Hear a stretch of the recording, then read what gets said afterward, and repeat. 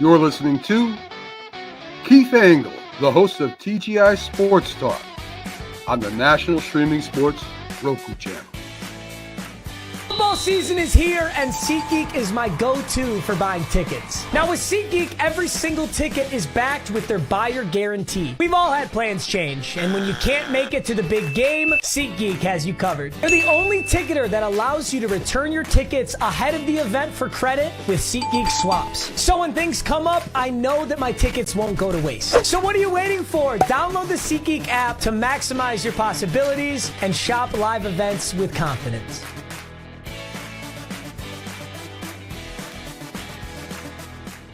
Good morning, everybody. Keith Engle here for TGI Sports Talk Sunday stream of consciousness. How is everybody doing today? Big news broke overnight in the NBA, which I had to get caught up on this morning, by the way. Luka gets traded from Dallas for AD, which we'll maybe get into today. I know we don't talk a ton of NBA here, but maybe we'll be talking about that topic along with a lot of others, which I'll run down here real quickly. First, thank you for everybody watching this morning on Facebook, our TGI Sports Talk page, our private page. We're live on YouTube. We're live on X every show we do. We're live on National Streaming Sports Roku channel. Get those channels downloaded. Tons of great content there, guys.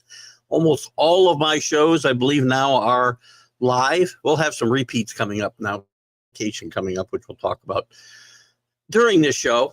Shout out to the groups that allow me to share, specifically John Gonzalez at the Sports Authorities. Happy birthday again to him, belated. He had a birthday here, I think, on Friday. Greg Rawlings at America's Pastime, the love of baseball. Greg does some good stuff, including some cool giveaways. If you want to check his stuff out. Also, about 700, I think, former Major League players are there. Who else? Flo and the gang over at Bottom Line Sports. Great stuff they do. Let's Talk Sports, where Flo and the gang do their podcasting from. Still a good friend of this show. I did find out, too, that William Atkins, who's been joining this show pretty regularly, does a podcast and also broadcasts on Let's Talk Sports.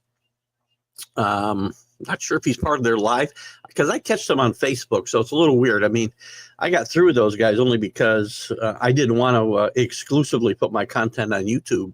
I felt I'd lose a ton of my growing followers, getting close to 3,000. But anyway, Let's Talk Sports is still a good friend of the show, and they allow us to share it to their Facebook page after the fact, which is fine, more than fine with me. Ken Krause at Golf Buds Sports of All Sorts. And by the way, if you're a golf fan, check out Full Swing on Netflix. There's a couple of seasons of it. If you like golf, it's behind the scenes of an entire PGA season. This last season, I'm just finishing up, and I think it's been on a while. Right now, they're covering the behind the scenes at the 2023 Ryder Cup. Unbelievable. Great production there. Who else? Thumbs up to DDH, and thanks to all who tuned in Friday for the Sound Off show. We'll get back to having some guests here soon. Well, probably another month, actually. We'll probably won't have guests in the month of February, I'm guessing, because this Friday, the next 3 Fridays, will likely have encore presentations on the one-on-one show on Friday mornings, just so you know. I probably won't put it up on Facebook. It'll be encore. I can put it up on Facebook, I think. Not sure. If not, it'll be live on Roku. We may be dark on Facebook for the next couple Fridays. The MLB update we could do if we have to, if there's some breaking stories. We will do the Sunday stream of consciousness for sure the next 2 Sundays while I'm away. And then we'll be live Wednesday night with the College Sports Huddle, and then I think we'll miss 1 week. No, I guess we'll miss 2 weeks, because of the week I'm back, or the day I'm back, my very first day at work, we're back in the office for a lot of important meetings, especially for this guy coming up at the end of February, or the middle of February, in the office when I return from vacation. Lots to talk about today. I talked about the AD Luka trade. There's usually all kinds of rumors going around. Not one peep that I can find anywhere about this trade possibly coming down. And it appears that LeBron was not even consulted here. So those who think he's the GM there, or maybe they're getting ready to jettison him and Bronny as well, we'll see. Football, we can talk about KC Eagles Super Bowl coming up. Obviously, we'll do a show live from the Caribbean next Sunday to talk about that.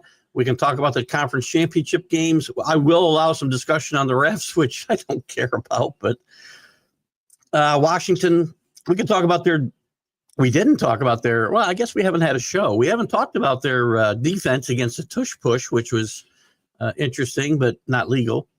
Bill's play calling. What is that? Wilson to the Raiders talk. Cowboys hire Schottenheimer. Carroll hired by the Raiders, which I think we knew about last week already. We did not know about the Schottenheimer hire. Now, if that was Marty Schottenheimer, I might be okay. I got into a discussion yesterday with Frank Latarzo, who I respect tremendously, but we got into a big debate about Belichick and, his legacy without Brady, which irritates the crap out of me, but I'm willing to talk about that. We got to talk about Justin Tucker. We cannot give him different treatment than we gave the massage molester back when he had 33 to 66 women. Justin Tucker started with 6. We've gone to 9 in the last couple of days. This may be an expanding story.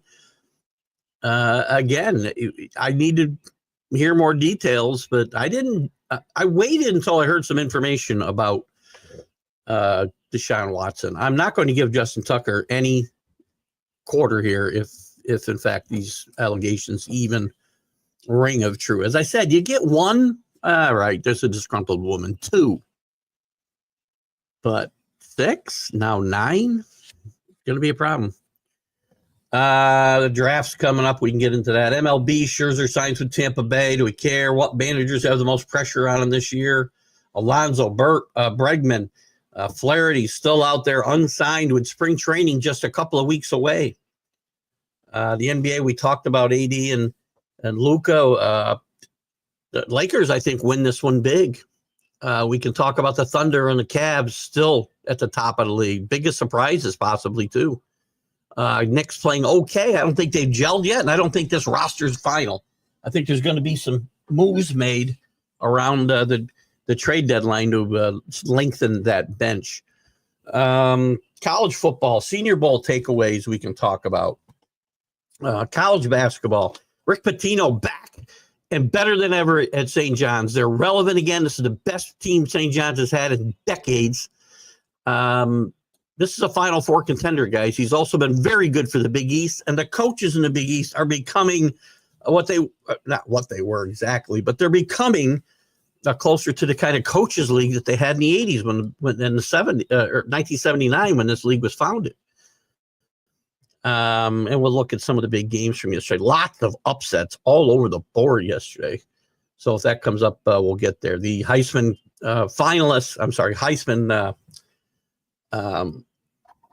future bets are out. No surprise, Arch Manning with the smallest resume of anybody that's a contender, at least today, is the betting favorite. National Hockey League, we had some big trades. JT Miller, finally, the Rangers have been chasing JT Miller forever. But it's your show, guys. Small crowd so far, but let's get to the topics. Good morning, Richard. How are you, buddy? Rick Sherlock. I believe. You don't usually come in with this moniker, I don't think, here. Do you, Rick? I know it's Rick. Listen, poor Bronny. You guys know how I feel about Bronny. It's very obvious Bronny's not an NBA player today, and we'll never know if he ever could be. And there's talk, James Martin talked about it on the Big Football Show a minute ago, that the Lakers may not be done, and I think LeBron's time is done. With this trade, there'll be a new face. They have somebody to be the new face of this franchise. Luka's only 25 years old.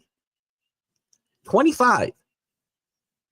They trade him for AD, who's hurt all the time, who, in my opinion, takes games off while he's playing games.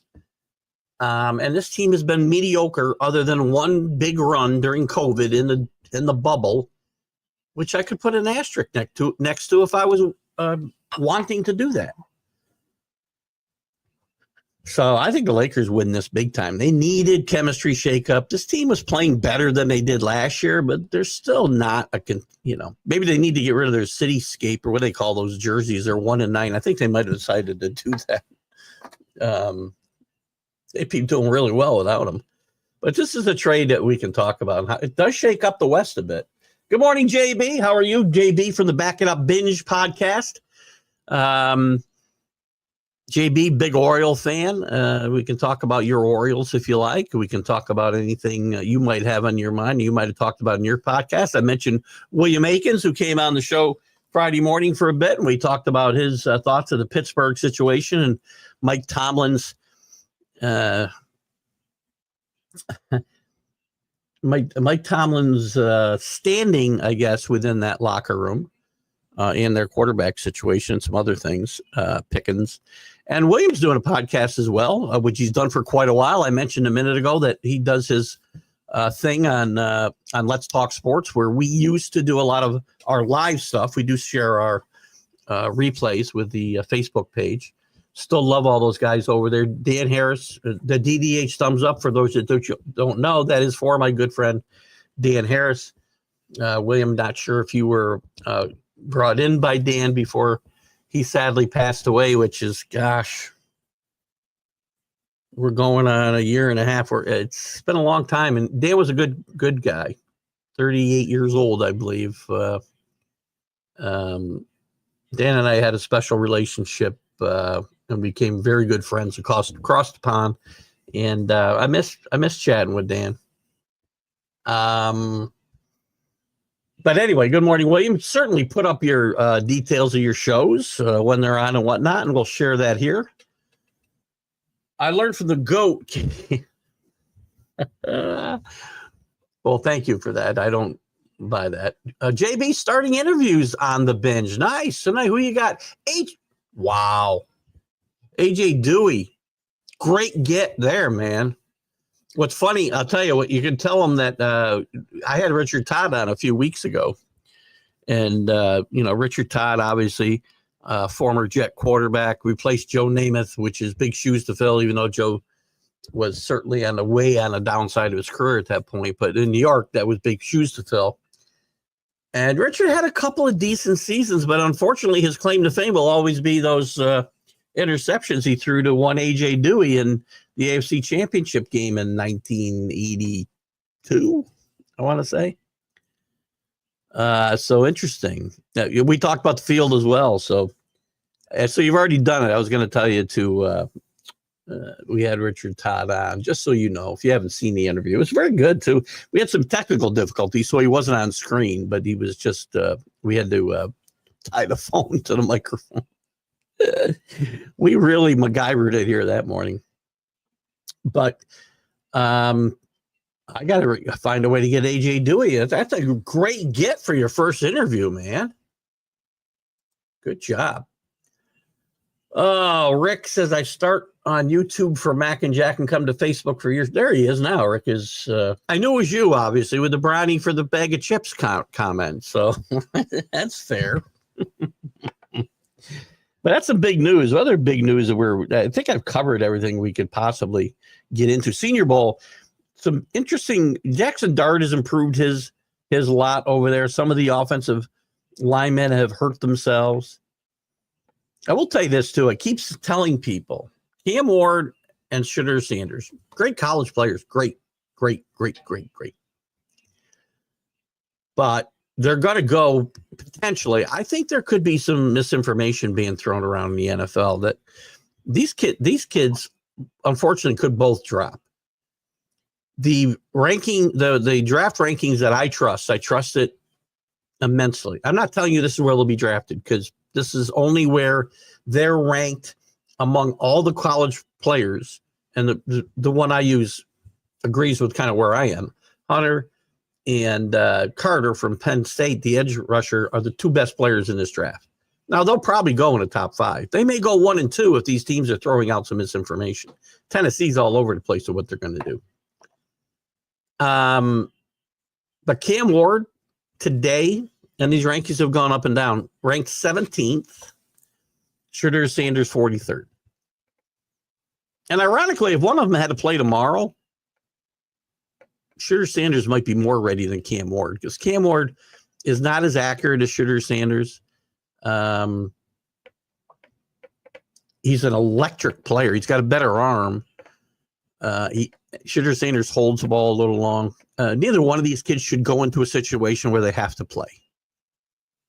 If they do, they're in big trouble. There's Drew Ehrlich. Good morning, Drew. Good to have you with us.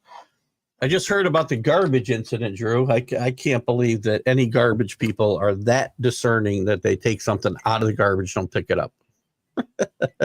We threw a table base away from my mother-in-law last week when we set up a new fireplace insert for her, and it's not I mean, it's heavy, but it's a piece of, I don't even know I guess it's metal. I think it's metal. Whatever. I have thrown away, and I'm not, listen, you environmentalists, don't get all over me, please. I don't care if you do, actually, but I'm going to tell you, I've thrown away freaking televisions, computers banged and beat up, and hard drives destroyed, monitors, bowling balls, paint cans. Nobody ever looks in the garbage. Amazing to me. And I apologize, Drew. You had to go throw away. That's my bad. Guess I should never use my own experiences. Unless they're old-fashioned garbage guys picking up the garbage and throw it in the truck, which I highly doubt. So anyway, I find that a funny story, but I apologize, Drew, that you got to go throw the thing away. You asked about Richard Todd at the end. Richard Todd, again, Richard Todd is sure that field wasn't covered on purpose by Don Shula because the Jets were faster and quicker in that game. But, Richard Todd admitted he made some serious mistakes, man. I mean, if you watch that game, it was a fun game to watch, 14-0 in the mud.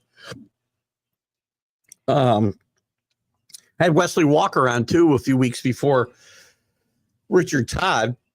And he kind of said the same thing. They had all the speed, and Shula knew it, and they purposely left the field uncovered. Saints apparently, I doubt it's even apparent. I think it's a sure thing, Drew. They told all their other candidates, we're not talking to anybody anymore. And listen, Kellen Moore, again, another proven assistant. He did a good job in Dallas. He did a good job he's done a great job with the Eagles this year. Unproven assistant. The Saints weren't going to do much better. Who's taking that job? That team's in salary cap hell. They got a GM who's been entrenched there for decades. It's not a good job right now.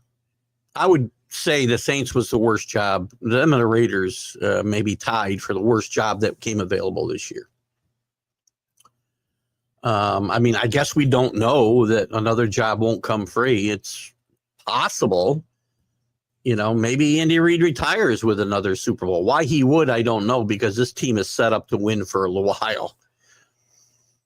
Best owner, best coach, best defensive coordinator, best quarterback in football. And we don't ever talk about Patrick Mahomes for MVPs. It's amazing because all he does is win football games. You want to look at stats? Yeah, okay. Allen and Lamar Jackson blow you off right off the page.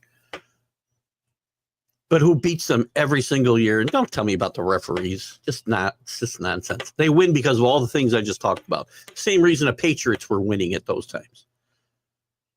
That's why you win football games. That's why you have dynasties. And dynasties are good for sports, by the way, because they bring up the debate that we have. Again, I had a great debate with Frank Latarso yesterday in a chat. I don't remember if he posted it or somebody else posted something about I don't remember. I don't even know where it came from, but he put up a post about Belichick not being the GOAT. Again, the narrative is not new, right? Doesn't win outside of Tom Brady. Well, I would argue that, he won 11-5 one year with Matt Castle as his quarterback, didn't make the playoffs. People think his tenure in Cleveland was such a disaster, and it was. But in the second year, he made the playoffs with Vinny Testaverde and won a playoff game against Bill Parcells. I don't think that's a small feat. And things went in the crapper there the last 2 years because he had an owner who couldn't wait to get out of town. And the fans turned on him. They didn't make moves. He was in an impossible situation in Cleveland. But again, those facts don't matter. But Frank and I had a good debate. In fact, he wants to debate some more. We'll have to get Frank. Frank, if you're out there, we should get you on the Friday show. Maybe I'll incorporate you into the Friday show from time to time with the debate. You should come on and sound off, and we'll debate there for sure. One week when we do this, we do the sound off for sure. Aaron Glenn stealing Lions sub coaches to fill his staff as expected. The Lions have lost a ton of those. Yes, we'll find again. One of the things great coaches do is build great coaching staffs.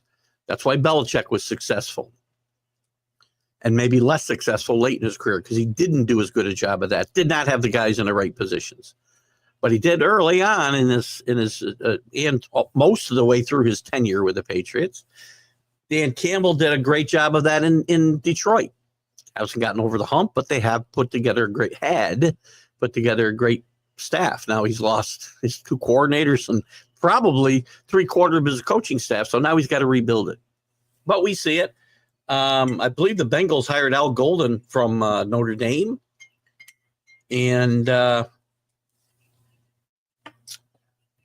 he started to pilfer from the Notre Dame staff. So this is what happens. I mean, it's par for the course in the NFL. You got to continue to rebuild coaching staffs because if you're successful, your coordinators are going to get poached, right? At least one side or the other, or both. In the case of Lions, and then they want people that they know. So, in fact, wasn't Terrence Williams the new defensive coordinator for the Patriots? Wasn't he on that Lions staff? Am I thinking wrong? I feel like he was on that Lions staff. Do I have any information up about? I thought I might have, but yeah, I'm not going to find it that quick. I had some information I was looking at this morning about the Patriots coaching staff. This is all that's all NFL or draft stuff, which we'll get into more on Wednesday night. What's going on here? Is this thing causing a problem again? Jesus Christ. Sorry. Whatever. It doesn't matter, I guess. Here we go. Yeah, but I don't have the details. I think he was on that Lions staff. I could be wrong. NBA Friday was terrible. Big trade Saturday. Sunday NBA still terrible. Watched the Knicks game last night and could not watch. The Knicks have the Knicks are still a work in progress. I think this Knicks team really moves the basketball well. The NBA is different. The NBA is different than it's ever been. I've said for a long time that this Knicks team, since Coach Tibbs has been there, has moves the basketball better than a lot. Again, the Warriors. Look at the Warriors dynasty, right? They moved the basketball, I would say, as well as the Knicks teams in the early 70s, which some of you guys are too young to remember. Not all of you. But then the goal was to move the basketball and get an open, 12-footer, 15-footer. Now it's to get a three-point shot. That's the difference. And there's too many of them. And so, again, listen, I watch some NBA games during the regular season. I watch the Knicks to get just enough to get a feel for what's going on.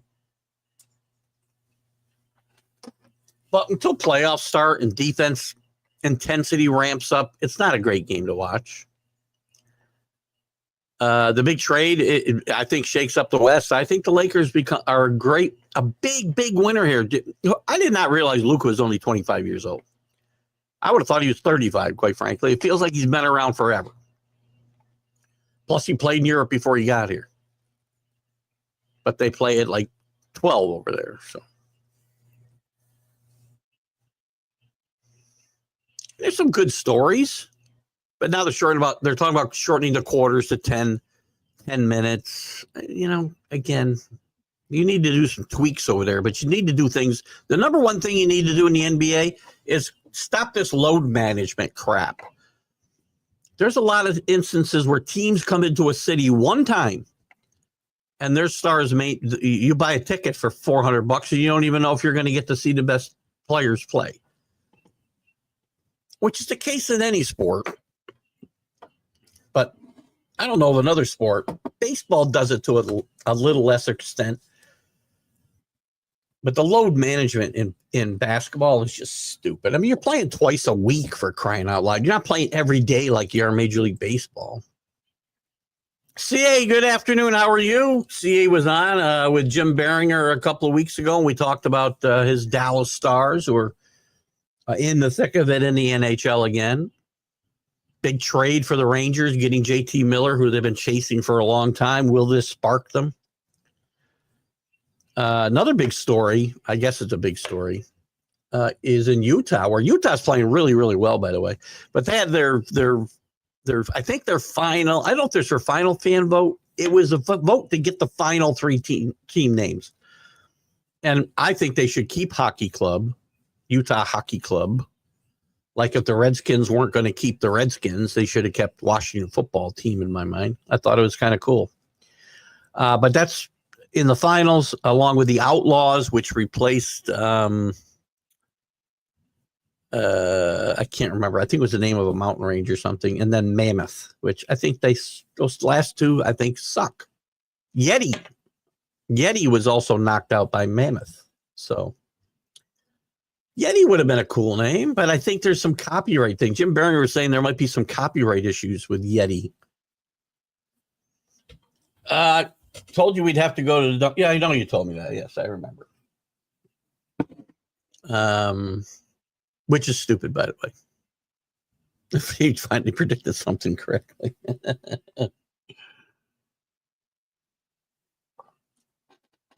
By the way, it's garbage. It's garbage. Take the frickin' garbage, for crying out loud. Yeah, I know. I wrecked the planet. I'm going to continue to wreck the planet for as long as I'm here, which could be 20 minutes. I don't know. But I just, go watch George Carlin's take on the environment and you'll understand why I think what I think. PDC World Masters today. There's our dart update. We can catch that. Can we catch that on FanDuel TV? Which I still haven't found an app for. I'm sure. Maybe I just can't get it. I always love the irony of Andy Reid facing the Eagles. Yeah. Andy Reid, by the way, was one of those guys who good God. I mean, most of his career until 7 years ago. By the way, guess what happened then? He got Patrick Mahomes as a quarterback. Just saying. Andy Reid got the Eagles to a Super Bowl and lost. He got them to several NFC championship games and lost. Almost always had good teams, except in the very beginning and the very end. And Andy Reid couldn't get over the top, and he was out of a job about 5 minutes when they fired him. And Clark Hunt very smartly brought him in. Andy Reid is one of the greatest coaches of all time, to go along with that coach. Again, that's a conversation I was having with Frank Latarzo the other day. All great coaches have one thing in common. They had great quarterbacks. Lombardi never won without Starr. I mean, I know he only coached 10 years, I think was Frank's point, but still, I'm only pointing out great coaches have great quarterbacks. Yes, you get an aberration where Trent Dilfer wins a Super Bowl for Brian Billick. Nobody's talking about Brian Billick being one of the greatest coaches of all time. Nobody. Every guy that's in that conversation had a great quarterback. Even going back to Paul Brown had Frank Ryan. Landry had Staubach. Yeah, he won some games with Danny White. Never made it back to a Super Bowl. Never.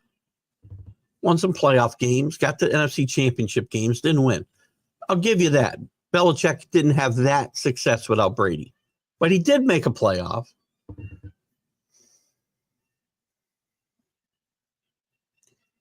Walsh never won without Montana. Short career, too. Noel, under 500, I'm sure. I didn't add it up. I looked quickly at his record yesterday when we were having this conversation. I would guess that Chuck Noel is 500 or worse without Terry Bradshaw. I go on and on. Andy Reid was a guy who couldn't get it done in a big game until he got the best quarterback in the game today. You guys can talk all you want, and they're great players. Josh Allen's a great player. Lamar Jackson's a great player. Whoever else you want to talk about. Patrick Mahomes is the best quarterback in football. Hands down, without a doubt. He's just a winner. Nobody, and again, I know what you're going to throw in my face, and you can believe that tinfoil hat nonsense all you want. I talked about, I think I talked Friday about a guy, what is this? What do you got here? It's always, and always darts. It's always dart season. The rest of them I'm trying to look at golf, tennis. So I guess what you're saying is we can only play those sports in certain parts of the year, which depending where you are is absolutely true. I guess no matter where you are is absolutely true. Well, I can play golf all year round if I'm in Florida, right? But everywhere, always, I guess, CA is talking that it's always dart season. Anyway, I was talking with Matt, who's a guy who, I don't even know how he got connected, through a New York Rangers group, I think. And Matt doesn't ever seem to want to come on the shows. Maybe he did early on. I don't know. Maybe that's how he connected. But he wants to debate with me, and I don't care. I tell all these guys. Paul Spada reached out to me when we became Facebook friends. You mind if I reach out to you in the chat, private chat once in a while? And I said, no, fine. If guys overburden me, I just don't answer because I'm busy or whatever.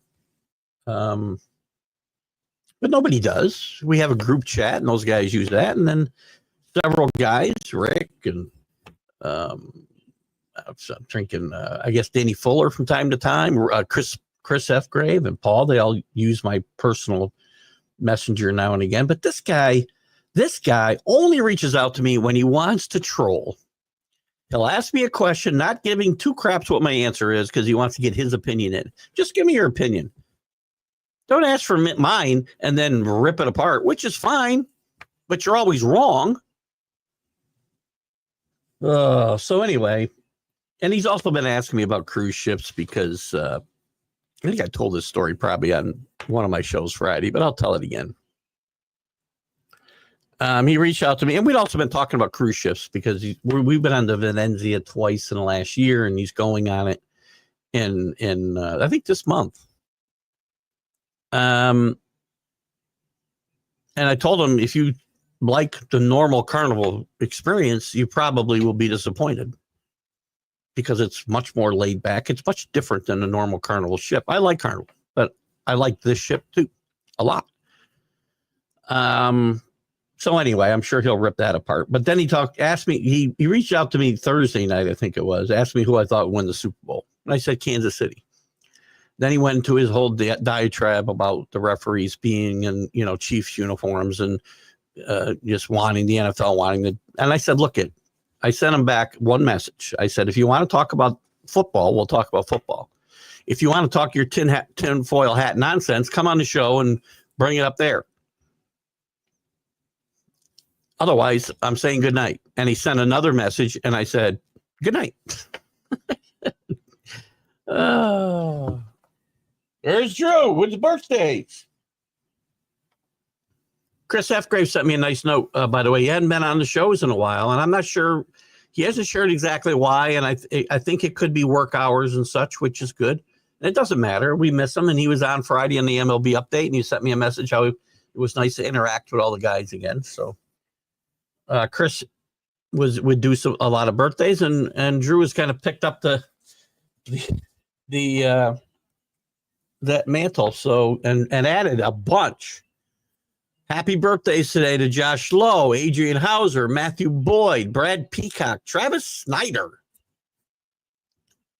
Underrated player when he played, by the way. Ronnie Cedeno, Jason Vargas, Melvin Morris. There's a lot of baseball. Where's all the other sports? Scott Erickson, Buddy Biancalana. Well, we had a great interview with Buddy Biancalana on the one-on-one show. John Tudor had a short span as one of the better pitchers in baseball. Very short. Don Buford, one of the spark plugs of that great Baltimore team in the late 60s, early 70s. Red Shane Daints, a couple of different tenures as a Cardinals manager and a Cardinal player before that. Wes Farrell, George Halas, who did play. Yes, great catch there, Drew. Played 1 year with the Yankees in 1919. And the Halas family, by the way, has controlled the Bears for about, I don't know, since about 1920. A little past that, but you know what I'm getting at. Michael across the pond has got his tinfoil hat ready.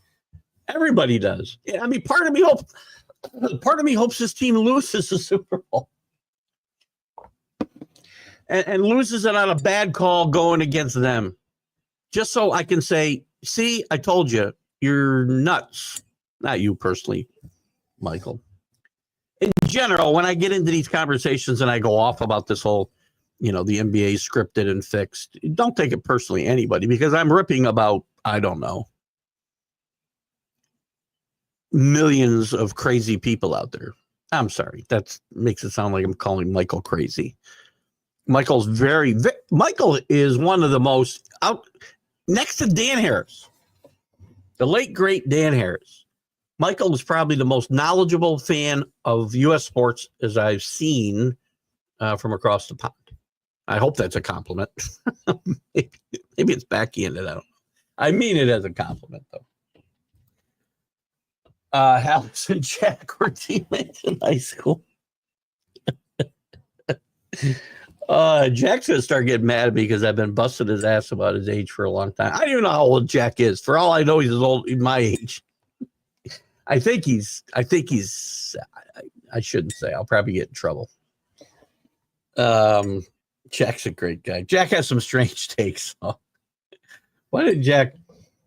He thinks that we should give 5-point plays in the NBA. If you shoot it at a half court or beyond, you should get 5 points. Some of these guys can make half court shots. Steph Curry, I watched Steph Curry take half court shots, and he's not heaving it up there like most guys. Like Jerry West, we remember.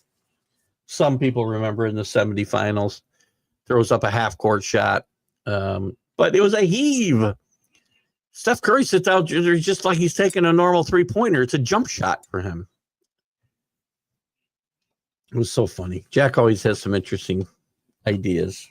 Relief quarterbacks, and that works in some situations. It worked in Miami. Don Strock was a great guy to come in for David Woodley, who sucked, right? But you're not ever going to take Tom Brady out of the game. You're never going to take Patrick Mahomes or Lamar Jackson or Josh Allen out of the game, no matter how much they're struggling.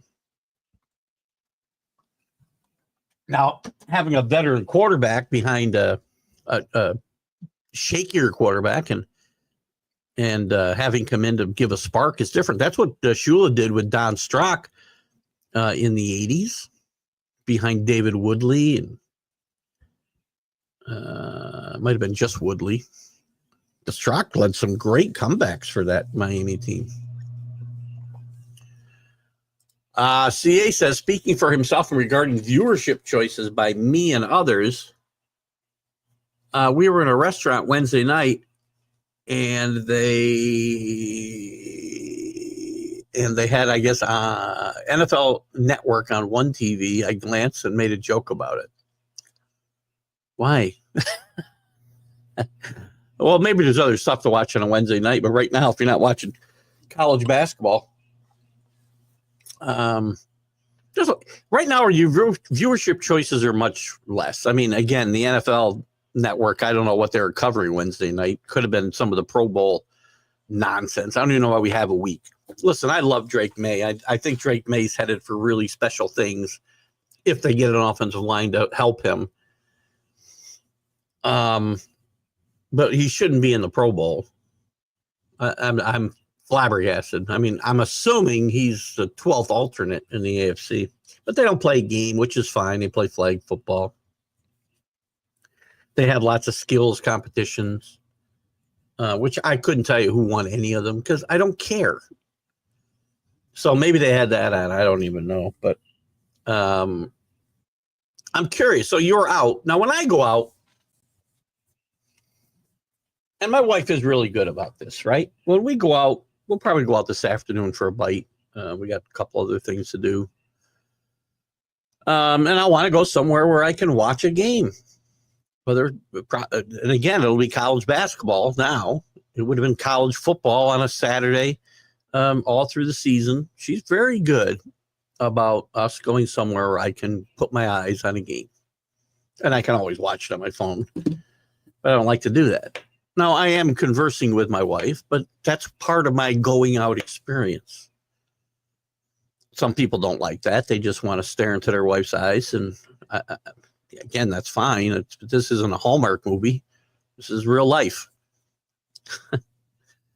We have lots of great conversation, and I can keep my eye on a football game or a basketball game. So I'm curious what your choice would have been to watch that time. Again, I'm not telling you on a Wednesday night. I don't know. I don't know what kind of bar you were or restaurant you were in. I mean, we do go to restaurants. Don't get me wrong. We go out with friends and whatnot. We go to finer restaurants, and there isn't a ball game on, and I'm okay with that. But still, I got a ball game if I go to the bar. So anyway, that's who I am. I don't apologize. Unfortunately. Or fortunately, I guess fortunately for me, unfortunately for other people, I just don't apologize for who I am. You ask, I answer. NFL there you go. Rashad Penny, Cortland Finnegan, Donald Driver. Donald Driver had a good run in Green Bay. Mike Tice, former tight end, and another former tight end, and Dave Casper, Dexter Manley. Dexter Manley is one of the saddest cases. Great NFL player.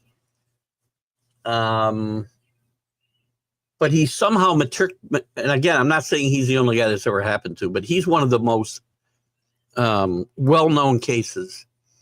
This guy graduated and matriculated through Oklahoma State, could not read or write. He ended his NFL career not being able to read or write. I understand what college sports is all about, but how do you even get into a college if you can't read or write? I want to say Jimmy Johnson was his coach there, but it may not have been. It might have been Les Miles. Trying to think when Dexter Manley would have been in college. I don't think he was on that 82 Redskin team. But in any event, I think he played for either Johnson or Les Miles, but I don't know how that happens. That's just crazy. But you're correct. Many sports are playable year-round, weather permitting and physically capable. I guess you were just commenting on the fact that there was no NFL to talk about. I mean, again, we're leading up to the Super Bowl, so you've got, 24 hours a day of Super Bowl talk on the NFL Network, which, by the way, I don't need.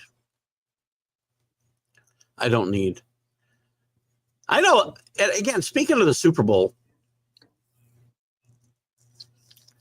I know that whatever, half the country, maybe more, is pissed off and they don't want to see this Super Bowl because they have dynasty fatigue.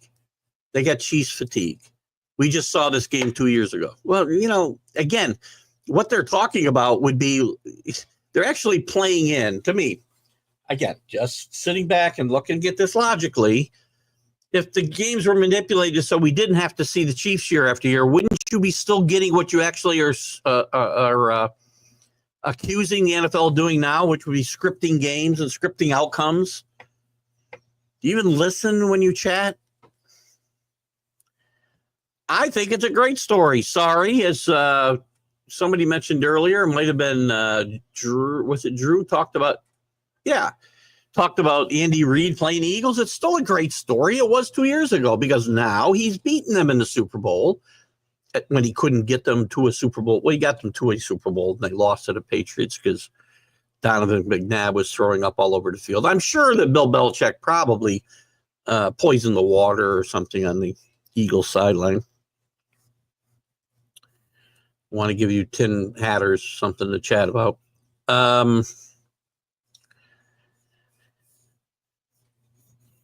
But there's great storylines still here. Nick Sirianni has been vilified outside of Philadelphia and in Philadelphia since that loss. Things haven't gone great. They've been much better this year. Last year they melted down. He was fortunate to keep his job. Can he get it done in a big game? Will he get out-coached, which he did, by Andy Reid again? Will Jalen Hurts be able to take care of the football? Will the Eagles be able to pressure Patrick Mahomes? They should. But he has just done. That's the thing about Patrick Mahomes, man. You don't think about him as a running quarterback, but in big games, he's always running 10 yards for a first down. Scrambling, somehow staying alive, keeping a play alive. That play to Kelsey in the Buffalo game, yeah, where he's falling to the ground and finds Kelsey in the end zone. Can't teach that. You can't do it. I don't know how I got on it from this comment, but I am correct. The many sports are playable. They are, depending on where you are, right? And physical capability. I can't play football year-round anymore because of my relationship to the calendar. There's Paul Spada. Yo, yo, yo. Must have been like Beetlejuice and heard your name mentioned, Paul. In a good vein. This happens sometimes. We get, I mention somebody's name and they show up. Oops, sorry. Well, yeah, I can't say no. I mean, we talked about this Friday a bit, Drew. I mean, DeGrom, when you're going to, that's a good comparison. I mean, I know we were talking about DeGrom and I said he was likely to get injured, which he is. And I know that we had I had a issue with that comment because you had brought up Garrett Cole, rather. There are lots of guys that are injuries, but Garrett Cole's gotten hurt once in his career. Seriously hurt. But this is a really good comparison because, Sale, to be honest with you, the Sale probably had further to go than DeGrom did. Sale had been no good for 4 years. There was zero reason to think if he pitched, he'd be any good. Now, the question with DeGrom isn't so much if he pitches, will he be any good? Because he's always been really good. So if he were to stay healthy, yes, absolutely. He could be the comeback player of the year. He could be the Cy Young Award winner in the American League if he can start 25 games. I just can't. I don't have any confidence that can happen. But I had no confidence in Chris Sale either, to be fair. And be fair to your question, I did deride that trade. I didn't understand why the Braves would be trading anybody. I mean, Grissom is a marginal prospect, but at one time he was more highly thought of. He could develop into a Major League Baseball player, and I didn't know why they would trade anybody with any upside for Chris Sale.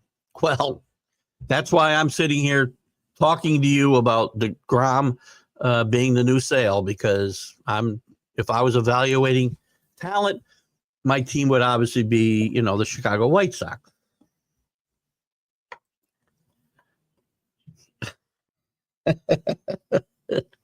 That's a great comparison, though, Drew. I like that one. I like a lot better than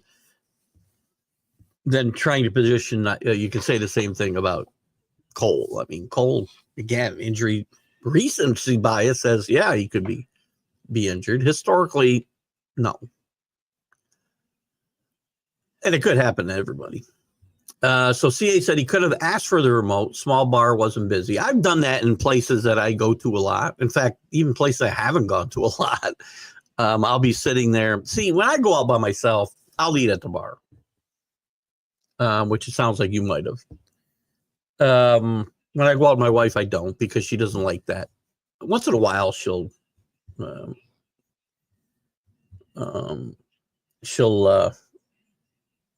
indulge me in that. Again, I'm not going to fine restaurants and sitting at the bar. I'm talking about when we go out to a tavern, or we go to Druthers, we go to Peddlers over here. We go wherever. When I went to the factory all the time, when I lived in Ballston Spa, it was a bar. I mean, again, it's weird to me when a guy's out alone. You see him sitting at a table, it just feels weird. I don't know why. That's just me. But I've asked for the remote in places I don't go. The bar wasn't busy, or visit with a cute little smiling bartender about what live sports programming choices we had. Well, there you go. So, CA, have we sparked a new romance here? I don't know your relationship status, and you don't have to share it here. I don't even know why I'm going down this road, quite frankly, because it probably can't end well. But it's interesting. Did we educate her? Did we, get her phone number? What did we do? This is the type of information people want to know about on this show. It's interesting. I'm usually by now 20 or 30 minutes behind on comments, and I think it's a byproduct of college football being done, pro football being done, except for the Super Bowl. We don't pay as much attention to college basketball, which I will touch on at some point in this, but we've gone through almost an hour. But I don't fall behind, which isn't a bad thing. But it's just we have less, it seems, to really go off about, right? So, Ohtani was supposedly to be pitching in May for the Evil Empire. Mac McGrath is convinced that Ohtani will not pitch ever again. I'm not. Again, I don't think the Dodgers would have given him. Well, maybe they would have, based on what we've seen recently. But I did see an article here this morning that I haven't looked at. We'll look at it really quick. Ohtani is back on track despite complicated surgery. So, and by the way, in both on schedule and complicated surgery, we have quotation marks. In his attempt to be a two-way player, despite what he described as complicated surgery to repair a torn labrum in his left shoulder. By the way, these are injuries that years ago you would never come back from, or you probably wouldn't even have an operation, you just would have pitched through it, and we'd wonder why you sucked all of a sudden. Right? So he's talking about the injury this is not his original arm injury that kept him from pitching last year. This is the injury that he got sliding into second base in Game 2 of the World Series. That was to his non-throwing shoulder, by the way. And he underwent surgery on the 5th. So the labrum added another layer of complication to the pitching rehab that already consisted of a second repair to his ulnar collateral. That's the elbow, by the way. Not Tommy. Is that Tommy John? I feel like the ulnar collateral is different than Tommy John surgery. I could be wrong. I'm not a doctor, believe it or not. So he says May, and Dodgers manager Dave Roberts says it could be earlier. I think if he never pitches for whatever reason, I mean, he's a great hitter, but that's a lot to play for a designated hitter. He doesn't help you anywhere but at bat. I haven't seen Danny in a bit. I think Danny's been busy. Well, it's early. I doubt we got basketball games. He's probably resting up. But I know I've seen with his post, his son playing basketball. I think his daughter plays sports as well. So I'm guessing Danny's pretty busy. And hopefully we haven't done anything. I know Danny got a little upset. Danny, if you're here, you can certainly comment on it because I don't filter anybody. I know on the professional sports show a week ago, Wednesday, I think it was a week ago Wednesday, or was it this Wednesday? No, I guess it was this Wednesday. The conversation came up about Michael Vick, and I know Danny has very strong opinions about Michael Vick.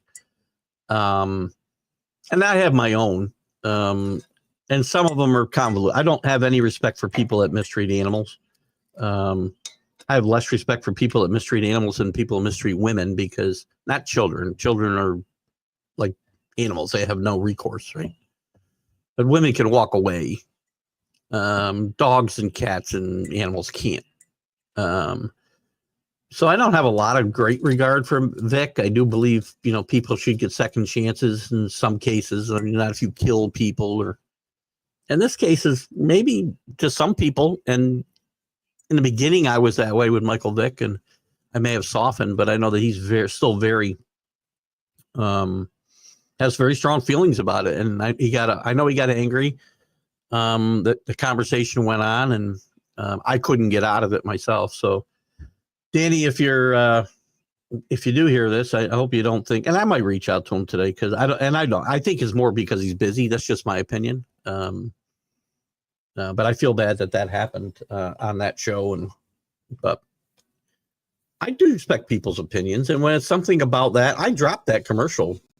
In the beginning, I was going to play it, but the more I thought about it, I'm not going to let the audience, and don't take offense to this, you guys. I can't tell you what to take offense to, obviously, but I don't make every decision on what I talk about or future commercial sponsors based on that. But in that case, I felt it was warranted for me to drop that particular advertiser. I didn't like the service anyway, quite frankly. I tried it. I use betting services, and I'm not going to try. I won't sit here and trash them. I won't even say their name, but because I don't want to trash them. It's water under the bridge as far as they're concerned. They probably ought to think about a different sponsor. Maybe they should get Otani's interpreter, who doesn't have a gambling problem, by the way. He only racked up millions of dollars worth of debt gambling, but he doesn't have a gambling problem. Just be clear. Drew says the owners have won 3 of 4 arbitrations so far. I'm sure it's all fixed. I mean, they should win some of these cases, right? I mean, yeah, the players have had the upper hand in these arbitration cases for a long time. And some of them that win are shocking, to Drew's point. Not the fact that they win some, but some that the players win are shocking. Unbelievable. So again, in that case, I would say somebody's willing, everybody's worth what somebody's willing to pay them. Now, when they're forced to pay them, that's kind of a different story. I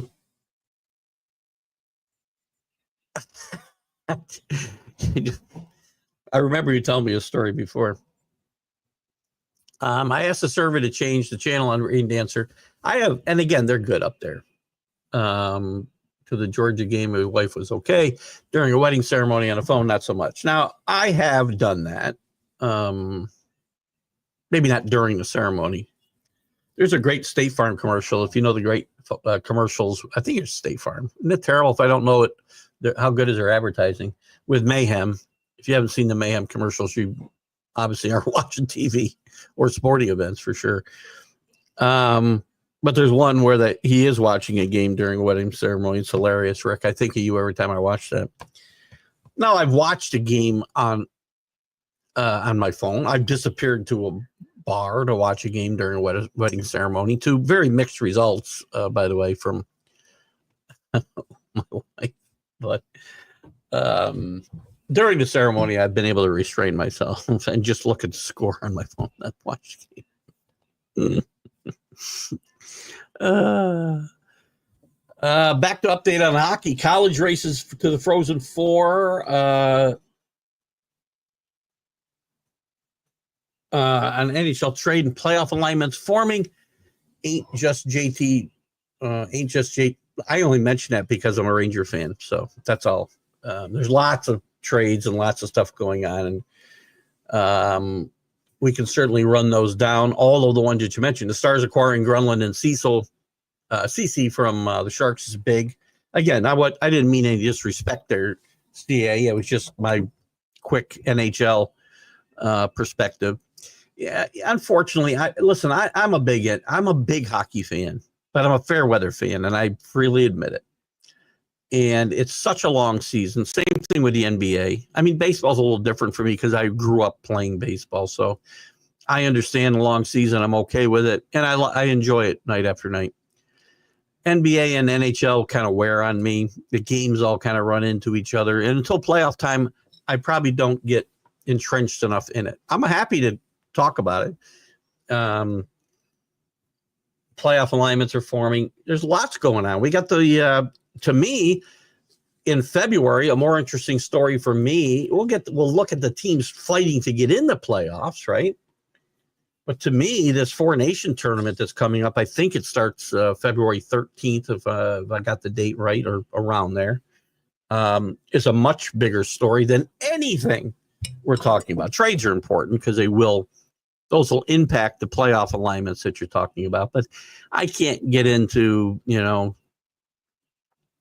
worrying about seeding in the playoffs and such. I guess I do it a little bit with the Rangers, with my teams, right? And unfortunately, I know my NHL coverage is often skewed towards the New York side. I always have an NHL page up here, though. I'm a little surprised. And we can look at some of these trades. I'll look at them right now because I did look at this report card this morning. You got Grunland to Dallas, Granlund to Dallas, sorry. JT Miller to the Rangers, Peterson to Vancouver, Farabee and Frost to Calgary, Rantanen to Carolina, Kakko to Seattle, Fowler to St. Louis, Blackwood, I'm going to say this name wrong, Gorgiev to Anaheim, Jarosek to Minnesota. So lots of really good stuff. In fact, I was looking at the grades. Your team gets an A- for their trade.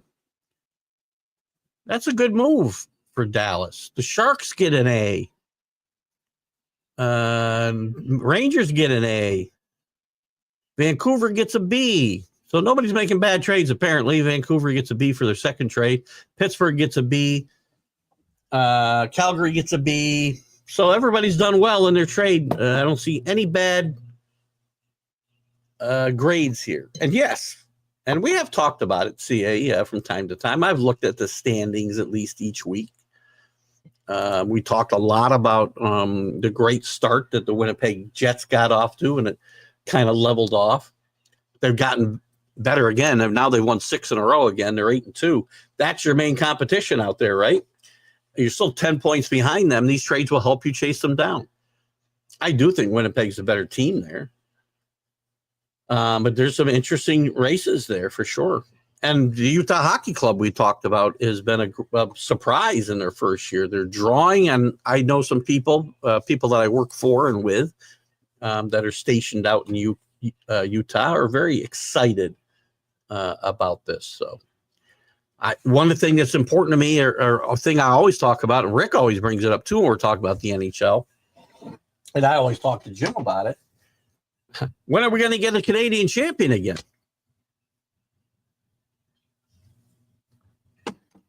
The NHL struggles. I know they're talking about raising their salary cap. I've still never understood how the NHL of all the major leagues can afford to pay some of the salaries they pay. And again, I haven't been to a hockey game in ages. The cost for a ticket's got to be outrageous because you don't have a major television. You have a television deal. You don't have something in the lines of what the NFL or even Major League Baseball or even the NBA has. Which gets them in trouble when they spend too much money. And I think it's still a very regional sport, right? Is there a team? CA, so you're obviously a Dallas fan because of where you are. I'm a Ranger fan because of where I am. I don't feel for whatever reason the NHL really translates itself to, there's America's team. When the Islanders were great in the 70s and 80s, mostly 80s, when Edmonton was great and following that dynasty, did people from all over the North America really kind of jump on those teams the way they do the Cowboys, the way they do the Steelers, the Yankees, Green Bay? Green Bay has, they talk about Dallas being America's team. Green Bay was America's team long before Cowboys were. My brother lived in San Diego, big Green Bay fan. He lived in El Paso. He lived in San Diego. He lived in Utah. He found Green Bay bars in each one of those places. It was hard in Utah, I will say. Probably hard to find a bar in general. Good for you, my friend. Happily is the important thing there. The years matter too, but happily is what matters. So we didn't get the bar names. I'm not looking to get you in trouble, buddy. Drew said it'll be interesting to see how the A's and Rays temporary stadiums will affect the hitter. Yeah, that's a great point. They're not playing. I'm not even sure. Where are the Rays playing, Drew? I'm not even sure now that I think about it. Are they using Are they using the Yankee spring training facility? Possibly. Not really sure. I think the A's are playing in a bandbox of a stadium where the Sacramento Bees played. I think it holds 7,000, or they're trying to expand to 14. It may help hitters for sure. And again, I can't think where the Rays are playing.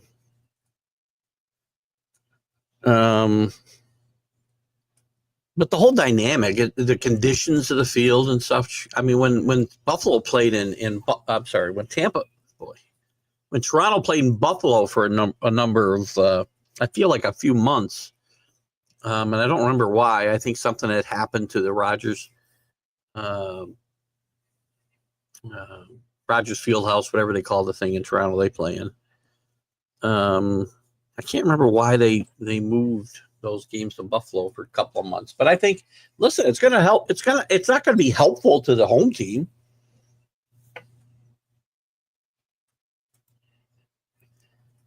I do disappear at a cruise to spend time with you guys. This is true. And I will. This show will go on. We'll be on the next 2 Sundays. We'll be on the Caribbean, and we'll have this show live at 8:30 a.m. Whether we go the full 2 hours is kind of up to you guys and what's going on around me, I guess. I think I told a little analogy that it was like, you guys won't remember this, but I'm sure every city had these types of things, or every region had these types of things. Back in the 80s, Pix 106 had huge breakfast clubs every Friday at different bars throughout the Capital District. And I think even Wolf there, when he took over for Mason and Sheehan, still continued that tradition for a while. And it was a crazy.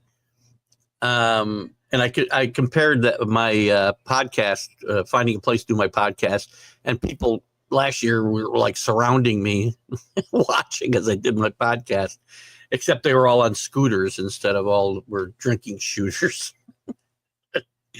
So Rick remembers those days. Good morning, Danny. I swear to God, it's like freaking Beetlejuice. We're just talking about you, Danny. Paul Spada was missing his favorite guy. And I had mentioned I hadn't seen you in a few days, but and I was hoping you weren't angry with me about the whole Michael Vick thing that came up, and I know you skedaddled from the show because you have very strong feelings there, and I understand what they are. You know, mine are very conflicted, as I'm a great animal lover as well. And I don't know if you saw any of that when you were popping in, but you know, it is what it is. I'm okay, guys getting the second chances, but I don't necessarily have to tout them either. It is interesting how some of these. By the way, how about Deshaun Jackson getting the job at Delaware State when just 4 years ago he was espousing the fact that Hitler was right about the Jews? He backed away from that a little bit, but still. What did he talk about? He had another thing. Oh, I can't think of it. But schools of higher learning don't have a problem with these types of people getting into positions of authority. Seriously. Then Michael Vick situation. God. Name recognition, is that important? And you know what? We won't be talking about Michael Vick because Norfolk State is like irrelevant when we get to college football anyway. So I understand your thing. I just want to make sure that you didn't. I hadn't seen you for a few days. I want to make sure that we were cool because I wasn't making any issues there. How is Joey Gallo still available in free agency? Somebody must need, a guy who'll strike out 3 or 4 times a game. How else are you going to keep the air conditioning and electric costs down in your stadium without that type of breeze being generated? How else are you going to have a guy strike out in a big situation with nobody, bases loaded and nobody out, and not be able to put the ball in play and get a run in?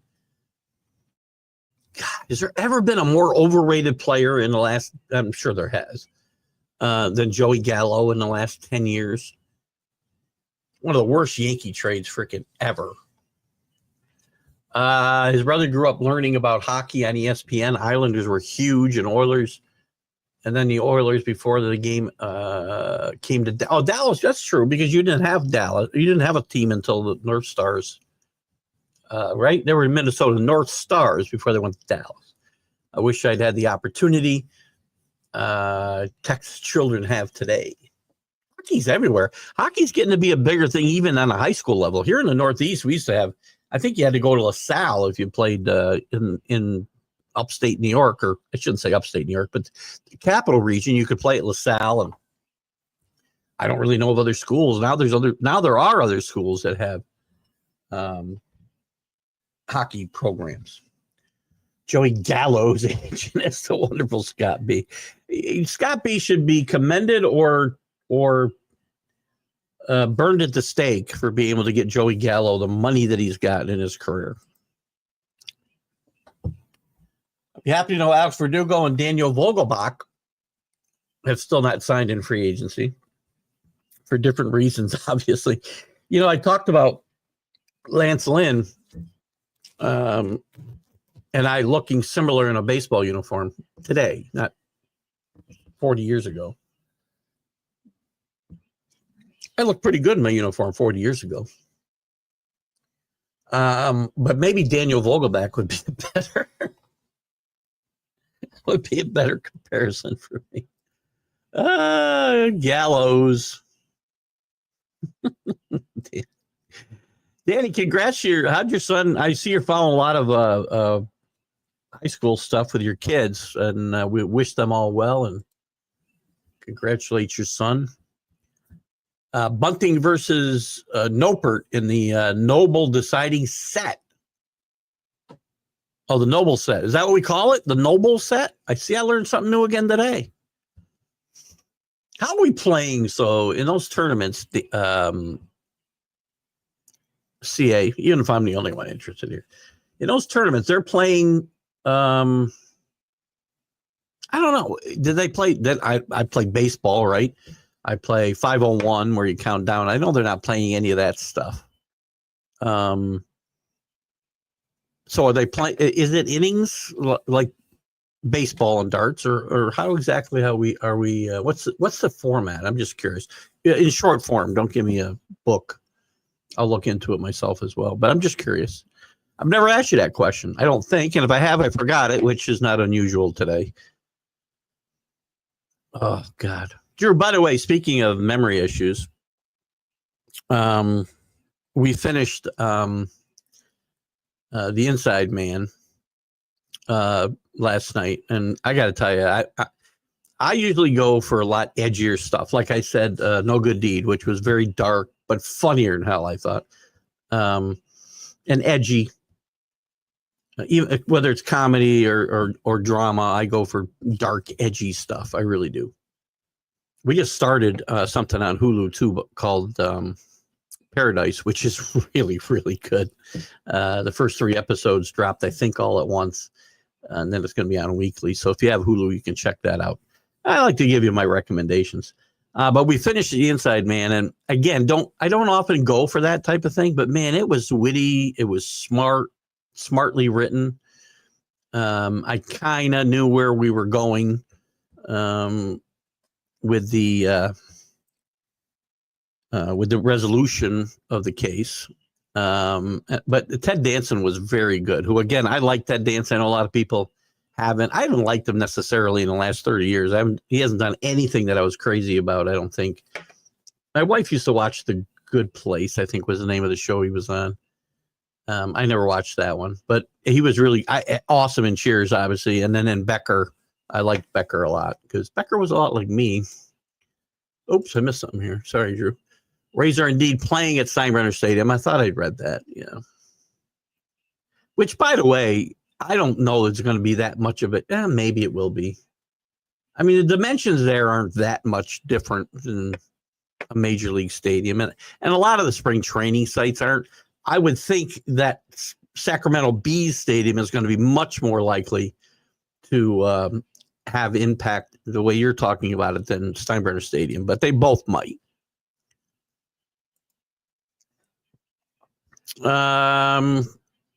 Good. Just want to make sure. You're a good man. Again, you can be mad. I don't care. I know you weren't happy with that conversation, and that's certainly everybody's right. And I was only in the conversation that got brought up. I try not to dive into that particular topic because I choose not to. I might have reported the news on this show, but we didn't dive. And if we got into it, we get into it, right? We don't shy away from necessarily any topics, and everybody's entitled to their opinion. And I know you have a very strong one there, and I know that you voiced it. And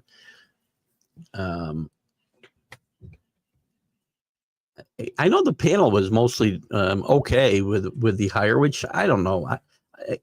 I'm not okay with it, but I think I'm not okay with what he did. I think it's awful what he did. I think he's probably not a great person down deep. But we are a country of second chances, and I'm okay, I guess. I mean, we had guys who commit double homicides and get second chances and go to the Hall of Fame. I got a bigger problem right now with Deshaun Jackson getting a job, quite frankly. Do we want that guy being a molder of young men? I probably don't want either one of these guys being a molder of young men. You've been working on your wife for years to go on a cruise at least once, but she's still apprehensive on boats that hold strangers. There's lots of places to get away from them. In fact, if you go, get a balcony, because we spend a ton of time on our balcony now too. I mean, that's just my opinion. Drew does a lot of has done a lot of cruising through his years, and I know that they've gotten into the river cruises, which once I'm retired and I don't just look for my vacations. My vacations right now are nothing more than me vegetating. That's pretty much it. Clearing my mind. I don't want to do a lot of sightseeing. We do some stuff, right? Some excursions. But Drew, I know, and my sister-in-law have gotten into the river cruising and really getting into experiences. Me, and this will change. I'm just more interested in recharging my batteries, as it were. That's just me. But they're great. I love them. They're not for everybody. You know, my dad for years would be like, we're going to do one. He'd hate it. He would hate it. He would have hated it. I mean, he's not. And I hope if you guys are watching, I hope you're doing good. I got to give my dad a call today. I don't think he would go today, or maybe even could go today, but I don't think he would have liked it even in his heyday. Because I'm a guy, I don't need to be doing something every second of the day. This will sound weird, but I'm okay being bored. Not 24/7, don't get me wrong, but I'm okay being bored. I'm okay shutting down my mind and watching some mindless freaking movie or read a mindless book that I don't have to pay a whole lot of attention to. And I think part of that is because of work-related stresses and the need to just shut down when I'm not working.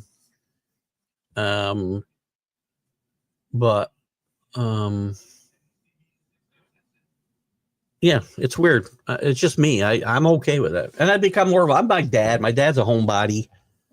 I'm a homebody. I like it at home. Napper upset England. Stephen Bunting. Bunting. I want to hear the scoring. It is 501. Wow, no kidding. So I guess different tournaments play different formats. I like 501. When I play darts, that's what I play. And I don't play a lot of darts these days. You're back. How about your front? So you're here with us, Sook. Danny's here now, Paul. Less fans, less pressure, minor league stadium. Really? I don't know. Well, yes. Less pressure? I don't even know. I mean, I think Steinbrenner Stadium holds more than what the Sacramento Stadium will hold. Drew, if you can. No, Drew's going to correct me on with his next comment. Does less fans equal less pressure? I mean, because the whole atmosphere is different. I mean, I could argue that there are players that get fired up in front of huge crowds. Right? I would say that there are some that maybe are intimidated as well, especially younger players, right? So maybe for a team that's going to be fielding a lot of more younger guys, it might be a little bit easier transition. But I would think some of the, well, and again, on the A's, there's not going to be a whole lot of established stars. You got Luis Severino, you got some decent players, but maybe it's not going to be that much of a culture shock. I guess that's the word. The culture is so much different too. Actually, the Sacramento Stadium has almost the same dimensions as the Coliseum. The biggest thing in Oakland was the huge, if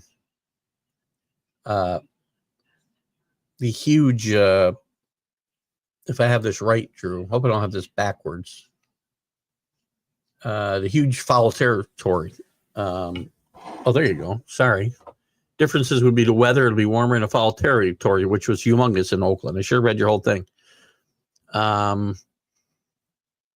Which was, by the way, a huge advantage for pitchers, right? So to your argument before, that will be a huge advantage to the hitters.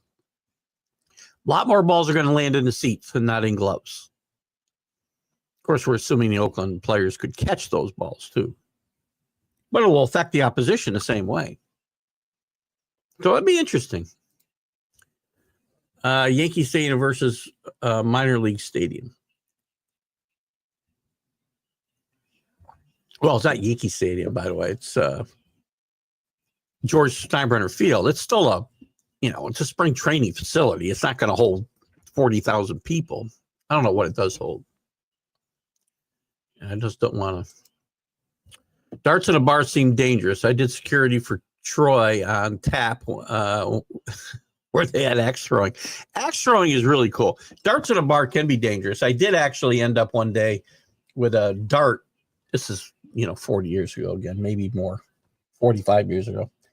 Ended up with a dart in the back, 45. Yeah, probably 45. With a dart in the back of my calf. Standing a little too close to the board, apparently. Axe throwing, though, I got to tell you, is really cool. We've done that a couple times as a team building experience when my boss is in town for some meetings with myself and my staff, and we've gone out to do some team building things. Axe throwing is really cool. It's a lot of fun. Easier than you would think. I actually considered getting an axe throwing league at one point. I didn't do it because I just didn't want to be tied down. It's one of the reasons I stopped bowling, golf leagues, because I didn't want to be told I need to be here every day, every week, this day at a certain time. I got enough of that would work. And I just got tired of those. I mean, I played in golf leagues for 30 years. I bowled for 40 years, 30 and quit. And then came back for my wife maybe 10 years ago or 9 years ago. And I bowled until COVID and I stopped again. I haven't gone back. I was really good and I didn't like it. Got bored. It just became a chore. And then when it wasn't a chore, I went back and I couldn't bowl as good as I did when I was bowled 3 nights a week. Or same thing with golf. It's hard for me. I'm going to play a lot of golf when I do retire. I'm going to join, I think, Eagle Crest with their weekday membership, and I will go up there and I'll just play. See, I'll go. It's funny because I always say I'm a shy guy, right? But I'll go up and I'll find guys to play golf with. If people need a fourth, I'll be happy to go out with them, and then you build relationships, and that'll all change. So I think I'm going to join with the weekday membership, so you can play anytime you want, Monday through Friday.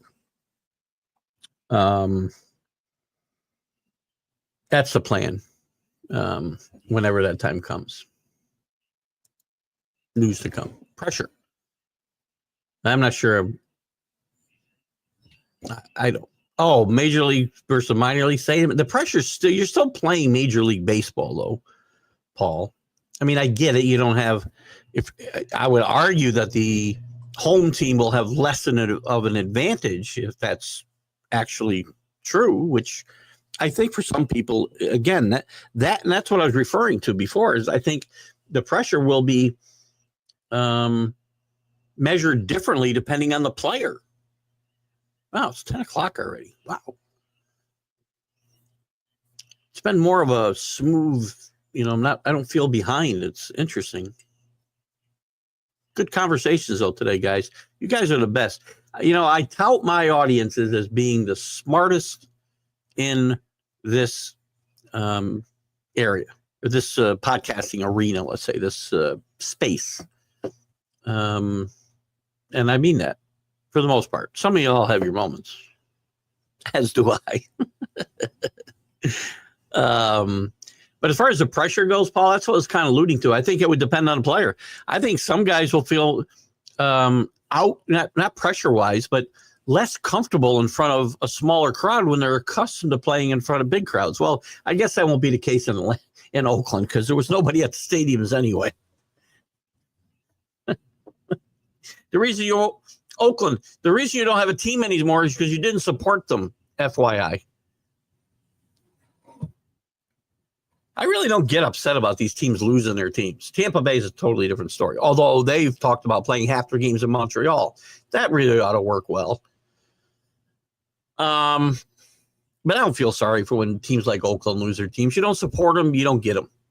They didn't support that team in the 70s when they were 3-time World Series champions, 3 years in a row. They supported them in the playoffs. But then, weekdays, they'd have 4,000 or 5,000 people in the stands to watch Reggie and Bando and Rudy and Hunter and Fingers. Really? You're lucky you had a team this long. Because if I'm a city, I'm not building a new stadium when your people won't come and watch you in this one. I understand it's a horrible facility. But if fans wanted a new one, then they should have got out and supported the team and showed the city. And again, I'm not necessarily for tax dollars buying you new stadiums anyway.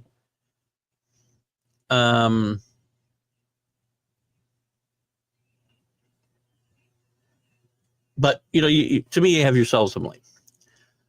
Paul said, playing at Yankee Stadium versus playing at George Steinbrenner at Berg. Boston fan. Get it right. Steinbrenner Stadium. There's a lot more pressure at Yankee Stadium. Yeah, but again, as I say, as a general rule, I agree with you, Paul. I would say some guys, though, when you're used to playing in front of 50,000 people, well, New Yankee Stadium doesn't hold 50. Let's just say 40,000 people. And then you're playing in front of 4,000. You don't get yourself up for the games the way you might with that adrenaline flowing in front of a big crowd. I think the argument can go both ways. I understand exactly what you're saying, and I don't necessarily totally disagree, but I do think it can go both ways. What bar? It wasn't me. Well, I don't remember what we were talking about. Oh, no, it wasn't you. If I remember right, it was Mike Quinn. And it was at the zoo when Jimmy Egan owned the zoo. We had a lot of fun in that place, man. Oh, God. I can tell you some stories from that place. The zoo, Scandors, Geno's, all the places that we played softball for over the years, over the 20 years I played softball. Wow. And places I didn't play for, too. Oh, we had a lot of fun. Crystal Bar. Oh. Drew, Sutter Health Park. Oh, this is Sacramento Stadium has 10,000 permanent seats and grass perms for that's the upgrade, correct? By the way, grass berms. I don't know what that is. I'm assuming it's some kind of seating on a knoll or something, right? And I believe that's with the upgrades because I believe the Bees Stadium held like 7,000 or something, 7 or 8,000. So I think that's with the upgrades. Steinbrenner has a total of 11,000. Well, yeah, they're not going to let them reconfigure their stadium when they're giving them the benefit of using it. I'm sure the Yankees are charging a raise a pretty penny. That's an interesting combination, though. Still, they're not major league parks. And to Paul's point, maybe for some guys there'll be less. There'll be less pressure, and others there'll be more. And I guess it's not more pressure. There'll be less adrenaline flowing. I guess that's the point I'm trying to get at, Paul. So I think it's not a 100% upside. There's no 100% upside to playing in a small stadium or a minor league stadium compared to a major league stadium. Some guys are just not going to get up for these games. Guaranteed. Atmosphere. Just like they wouldn't get up for games in Oakland, I'm sure. There was nobody there. 45 years ago, that's Eric Bristow and John Lowe era. Paul Lim in the U.S. Yeah, I was playing against Mike Quinn and Mo Beatty. Oh, Billy Palmer. Oh, you got to bring up that fat bastard, man. A friend golfed with Parcells in Saratoga. I hope it was yesterday when it was like 15 degrees and snowing. That fat bastard. Referring to my retirement activity. We still got a ways to go. That fat bastard. Don't throw that guy in my face. Push my buttons. The Coliseum was a yeah. I don't disagree with a terrible ballpark, Drew, but if you want a new ballpark, the way you get one built for you and money allocated to it is to show that you can draw. And when I don't care how bad the ballpark is, if you don't draw when you have a good football or good baseball team or good team, then you're not going to get a new stadium. You're going to get a new stadium, and it's going to be somewhere else. It's going to be in Vegas, right? I mean, that's just the way it works. It's going to be in Washington and not in Montreal. Another horrible stadium situation. But when you have good teams and they don't support you. Listen, you don't get a better ballpark by not showing up to the ballpark. That's not the way it works. Nor should it. And again, I got a problem with, tax dollars, money being paid for municipal stadiums anyway. Well, municipal stadiums implies that the city owns them, but that's fine. I don't need to be spending my tax dollars to build the Bills a new stadium or the Yankees. These teams are owned by billionaires now. Build your own goddamn stadium. Steel tip boards have drastically changed in the last decade. Fewer odd bounces, but it still happened. Yeah, mine was like off the side of the board. And it kind of went, I wasn't that close to the board, man. I was like, I don't know, 10, 12 feet away. And it was like, ouch, and because we might have been partaking a little bit. And somebody said, dude, isn't that no, I don't think Josh Allen's getting $936 million. If he did, I mean, he's been around. He's getting a lot. I have not heard anything about Josh Allen and a new contract even. Let me see. I don't know where he stands now. That's a good question, though. Allen contract projection. Bills need a new deal. Well, let's see what this says, Billy. I guess there could be something to it. Let's see. Josh Allen's looking for, so he's set to make, by the way, this is, you want to see how far out of whack things are? What's Dak Prescott making? What's the massage molester making? What's Kirk Cousins making? Josh Allen is set to make $14.5 million this year. Should Dak Prescott be the benchmark for his new contract? That'd be $240 million over 4 years. Take the first years of the Allen contract at $69.95 million, an average of $33 million a year in the same time frame. Prescott is going to make $100 million more than Allen with a grand total of $260. What are the numbers on a new? Here we go. This is going to help you, Billy, or anybody. Let's first establish a remainder. His contracts are $130 million. I would go even higher. 1 year extension. Prescott signing bonus was $80 million. Will you please cut to the chase? So 5 years then remaining on his deal would be a 5 year, $325 million. That would be what he's looking at. 5 years, $325 million, which is $65 million average. Yikes. Littler versus Clayton now. Things are getting down to the nitty gritty in professional darts. I do have several moments. You're 100% right, Paul. That's why my name's on the show. I'm kidding. I have more than my share. For comparison, I looked up the average attendance for the A's from 2023. Since many boycotted them, it was only 10,000. I'm surprised it's that high. I guarantee you those numbers are inflated, by the way. Number one thing you can't do, you should never trust, especially in Major League Baseball and the NBA, by the way. Not so much the NFL. Never trust the attendance figures released by the team, ever. They're always inflated.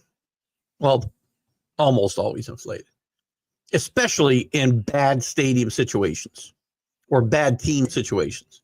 I guarantee you they did not average 10,275 people. I would bet anything.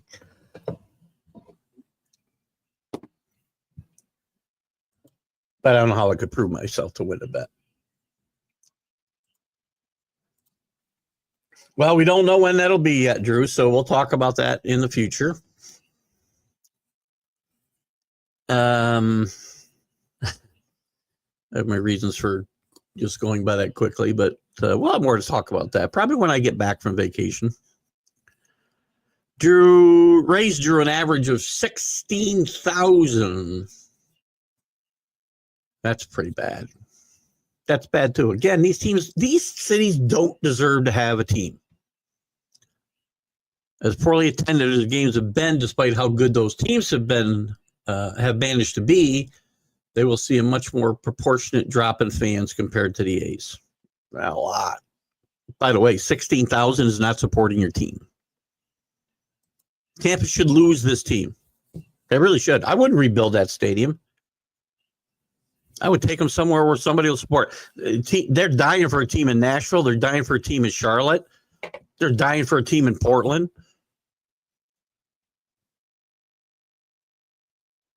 I'm not just saying go anywhere willy-nilly, and I'm not saying every team should be able to get up and carpetbag that whenever they want. I mean, I talked early in the show about Belichick and the horrible situation he was in the middle of after turning the team into a winner and winning a playoff game. The owner pulled the rug right out from under him by looking a carpetbag out of Cleveland, a city that had supported their team tremendously. And their owner wanted a new stadium and couldn't get it in Cleveland because he wouldn't put up his own freaking money. None of it. Sell the team. Don't take a team with a great history like the Cleveland Browns and take them to freaking Baltimore. Bills quarterback is making headlines. Well, I don't think that's I need to see the source. Can you put a link in here? Because I can't find that. I'm looking at all the news about Josh Allen, and I can't find one thing that alludes to $900 million. And by the way, that'd be $90 million a year. That's not happening. He's not getting paid $90 million a year.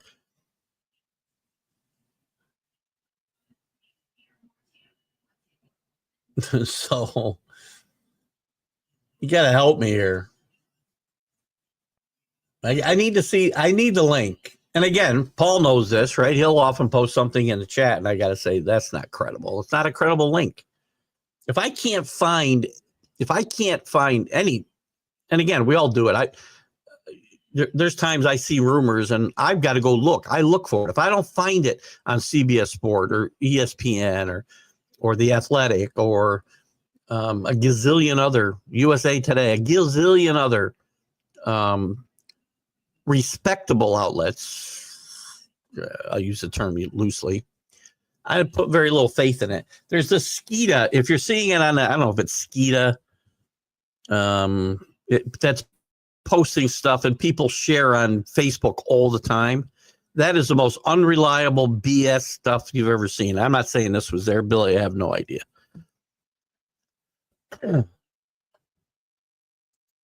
What is CNP? What is it?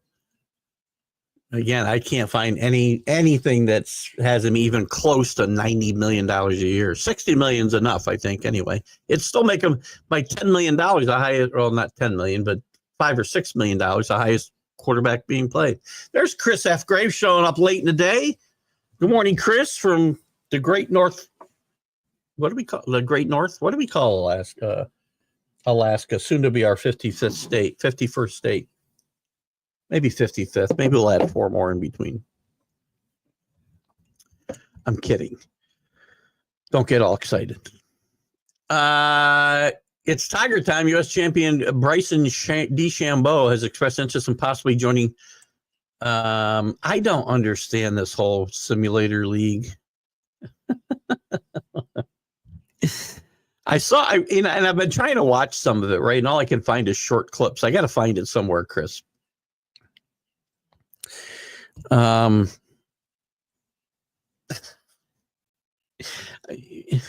don't know.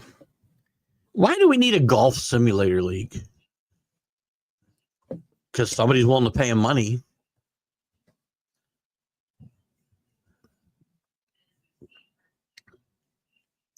I swear to God, and I like Rory, and I like golfers. I told you I was watching. If you get a chance and you like golf, watch. Gosh, what I say it was Swing Time. What was the name of that? Full Swing on ESPN. It's a great documentary. I think there's 2 seasons of it, and they follow certain players throughout a given year. The most recent one I'm watching was like 2023, and the Ryder Cup was in. That's really interesting. And there's a lot of talk about the live golf, which, by the way, these guys, I have found that golfers are the biggest money whores on the face of the earth. I mean, we talk about, they don't want to go. I enjoyed golf for one of the reasons I enjoyed golf is we complain a lot about what professional athletes make in football and baseball and basketball, and they get paid, based on past performance mostly, sometimes based on future performance, but not actual performance, right? So as I talk about, there's the money that I say you're worth it because somebody's willing to pay you, but earning it is a different story. In golf, it was always you earned your money or you didn't get paid. I was okay with that. I've worked in those situations. Yes, I have a base salary, which is very, very generous, but a lot of my money comes from other incentives on revenue, right? So, but we don't do that with Live. We just pay guys, $10 million to come and play golf. And then pay them more on top of that. And, not only that, it's blood money. Sorry, I got off the track here. This happens to me. There's one of my moments, Paul. Back to the simulator league. I just don't get it. You can play golf year round. The golf tournaments go on year round outdoors. I hate simulators. I hate them. I play on them from time to time when a group of guys want to get together and play 18 holes, and I'll play. They suck. It's not real golf. Does it? Yeah. I play on my phone. Is that a real simulator? No, because I'm not hitting the ball. So these guys, they'll do anything for money. You think these guys really want to be playing in a simulator league? No way. So anyway, it'd be interesting to see what happens. And DeChambeau is somebody who's been a money whore too. Rory and Tiger, to their credit, have been dead set and stood in their held their ground when it comes to I'm not going to live and I'm not going to blow up the PGA Tour.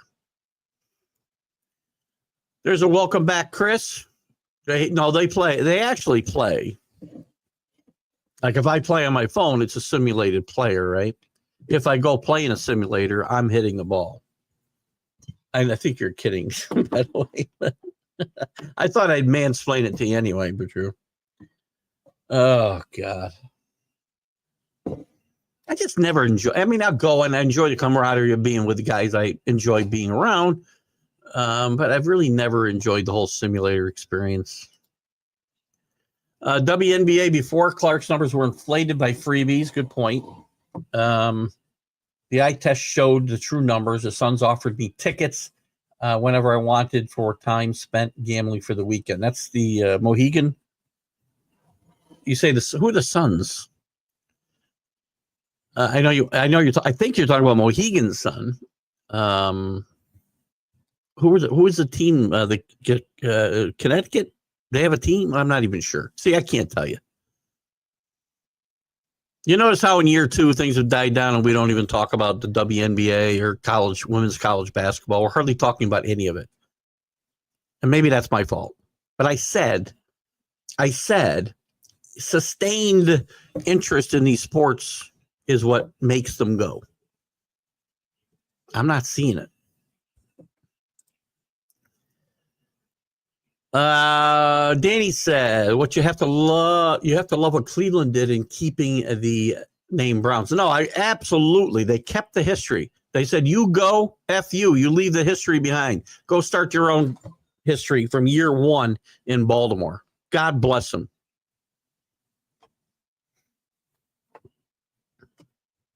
And they eventually got the stadium that they wanted, and they got a new team.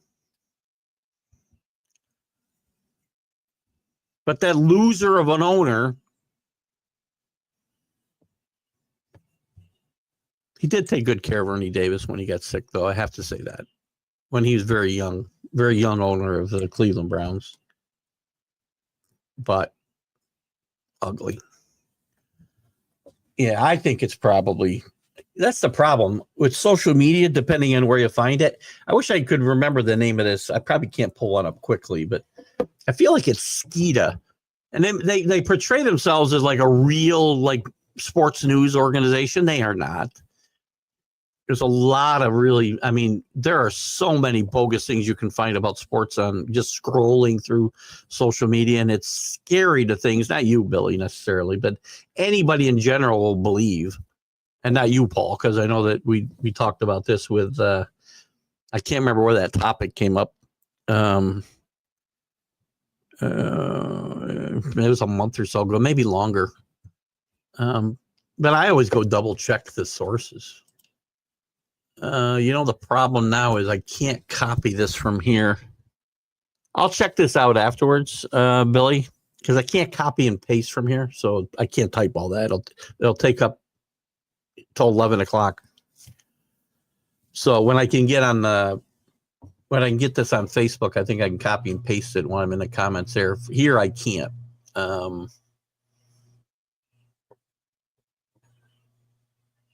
So we'll check it out. I don't think, Josh Allen's a great player. He's not getting paid $90 million a year. No way. 10:22, guys. We got a couple minutes left. The pride of Marty Pavlich. There you go. 4-time Stanley Cup winner would have been 98 today. God bless you. Happy heavenly birthday to Marty Pavlich. Pavlich, there were a few Pavliches that played in the NHL back in the day. I feel one of them was prevalent up here in Glens Falls at one point, too. Sure, would he maybe coached the team? He might have even played here. But he is the pride of Sault Ste. Marie, Ontario. 4-time Stanley Cup winner. Detroit Red Wings. Chris? It's the Connecticut Sun team. Thank you, Linda. Rick probably would have got that to me. I appreciate that. I didn't even know Connecticut had a team. So there you go. I know Indiana has a team for obvious reasons. I know that New York has a team that played in the finals, I think, last year. I know Phoenix and LA have teams, and other than that, that's probably about it. Oh, Seattle, too. Seattle Storm, because I like Sue Bird, and I followed her career. But social media is a joke, for sure. Somebody last night thought the Lakers-Mavs trade was fake. That's a problem, because there is so much fake stuff there, right? My son doubted me until ESPN broke out with the news. Well, when I see stuff like that, first thing I do is go look for other sources commenting on the same thing. If I'd seen that posted, Danny, I would have thought it was fake too. Because especially this one, because this trade came out of nowhere. We don't have a lot of time to chat about it. We talked about it a little bit earlier. But Luka for LeBron. I'm sorry, Luka for LeBron. Luka for AD.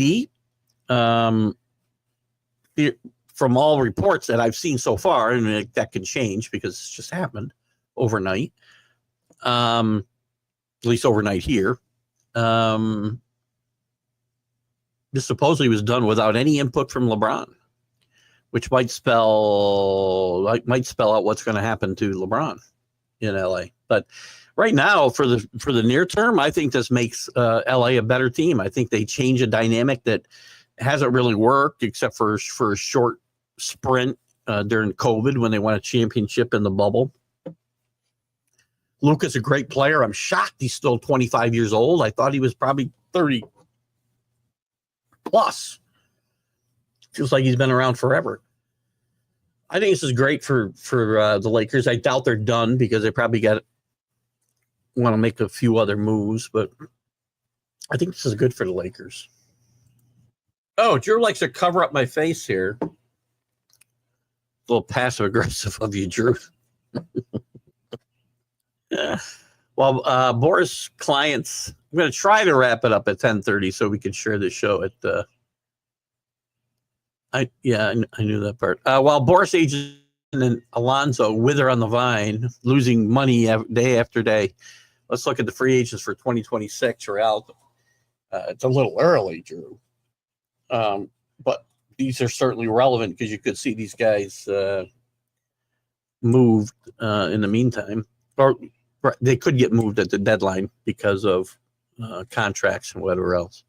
Rilamuto, Perez, Guerrero, Naylor. Guy's name I'll never try to say anymore in front of Drew. Albies, Caliber. Thank you for that one. Bichette, Muncy, Azuna, Cease. Interesting to see if the Mets try to bring him in on a short-term loan basis. Lugo, Valdez, and a ton of closers. Yeah, I think the Yankees will probably try to extend Williams, probably. Kyle Tucker, big one. I still think he ends up in New York. Connecticut Sun play at they play at the casino. I guess I did know that. And thank you, Linda. I did know they were a WNBA team. I mean, I didn't know they were a WNBA team. I just knew once we talked about it because we were talking about the WNBA. Anyway, I just don't know the WNBA. Again, I don't want, at the risk of extending the show by bringing up this topic now, it shows you me. I said when they had the Caitlin Clark spike in interest in women's basketball, first in college, then in WNBA, that sustaining that interest is what was important. And to me, they haven't done that. Maybe I'm missing something. And I know we're not playing in the WNBA season right now. And we are talking about whatever that league is that I don't think she's playing in. 3-on-3, whatever. I don't know what it is. But we'll see. He says, absolutely, the Lakers got the best of the deal, times 10. I agree. AD can't stay healthy. He's disinterested half the time he's on the court. And Luka could probably he is as good